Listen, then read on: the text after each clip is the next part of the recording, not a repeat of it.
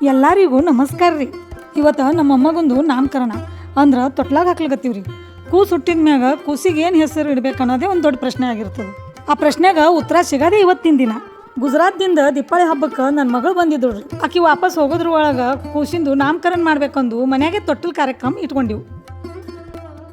ಪದ್ಧತಿ ಪ್ರಕಾರ ನಾವು ಮೊದಲ ಗಂಗೆ ಪೂಜೆ ಮಾಡಿದೀವಿ ರೀ. ಹಿಂದಕ್ಕೆಲ್ಲ ಬಾವಿಗೆ ಹೋಗಿ ಪೂಜೆ ಮಾಡಿ ನೀರು ತರ್ತಿದ್ರು. ಇಲ್ಲಿ ಬಾವಿ ಸಿಗೋದು ಕಷ್ಟ, ಅದಕ್ಕೆ ನಾವು ಕೊಳವೆ ಬಾವಿಗೆ ಪೂಜೆ ಮಾಡ್ಲಿಕತ್ತೀವಿ. ಗಂಗಾ, ಯಮುನಾ, ಗೋದಾವರಿ, ನರ್ಮದಾ, ಕಾವೇರಿ ಅಂದ್ಕೊಂಡು ಈ 5 ಹಳ್ಳಿಗೆ ಪೂಜೆ ಮಾಡ್ತೀವಿ ರೀ.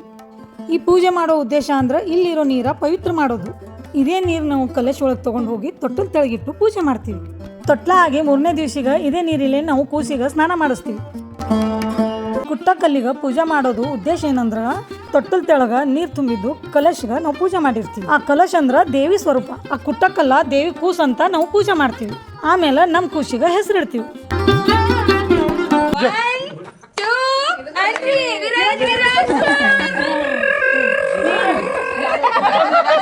ಶ್ರೀಚಕ್ರಧಾರಿಗೆ ಶಿರಬಾಗಿಲಾಲಿ ರಾಜೀವ ನೇತ್ರನಿಗೆ ರಮಣೀಯಲಾಲಿ. ನನ್ನ ಮೊಮ್ಮಗನಿಗ ವಿರಾಜ್ ಅಂತ ಹೆಸರಿಂದ ಕರೀರಿ.